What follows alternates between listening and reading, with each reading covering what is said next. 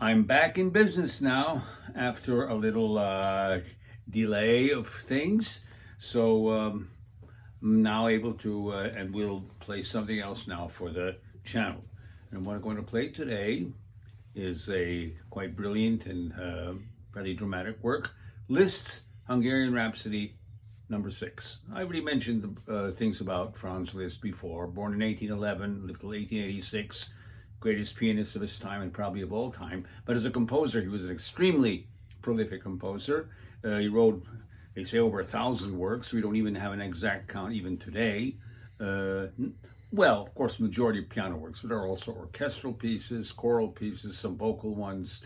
But he was a futurist in his time. He was an innovator.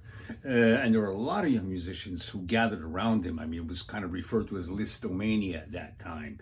He had new ideas in harmony, new ideas in form. And that was carried on by Richard Wagner, who, by the way, became his son-in-law, because Liszt's daughter married Wagner. She was much younger than he was, and Wagner was only 2 years younger than Liszt. But yes, he became his, they were related in that way. But as composers, they were on the same wavelength. But in some pieces, he was not harmonically an innovator, and that includes his Hungarian Rhapsodies, of which he wrote 19. Now they're really kind of misnamed. What we call ethnomusicology was really not around in the 19th century. The study of indigenous musics. So they're called Hungarian Rhapsody, but they really should have been called Roma Rhapsodies, because that is what they are based on, melodies of the Roma, or what used to be called gypsies. It's a totally different ethnic group. They came from the Indian subcontinent. They went through a variety of countries especially in Eastern Europe. They're kind of a little bit darker skinned. They have their own language. They proliferated in several countries. They went to Ukraine too, in the extreme western part, in what we call the Transcarpathian region. You'll find a fair number of them there. We call them tsehane. Their music is very colorful. So we call these, well, let's call them the Hungarian Rhapsodies, 19 of them. The most famous is number 2, which virtually everyone will recognize, Tom and Jerry cartoons. I played several of them, and I actually have already 3 of them on my channel. I have that number 2.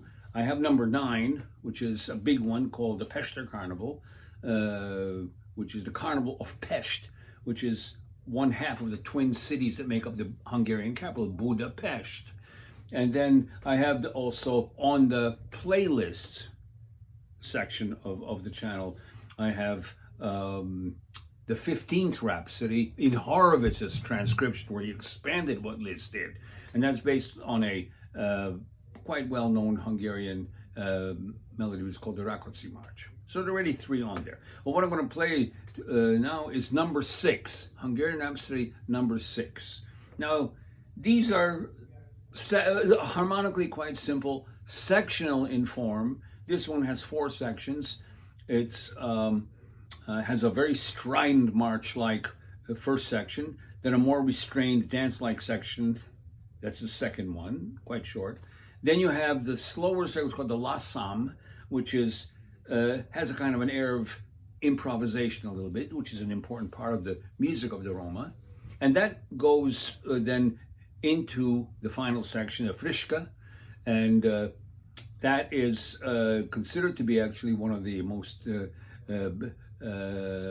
stringent tests for any pianist regarding endurance, because it's in octaves for the most part, and it gets quicker as it gets further down the road.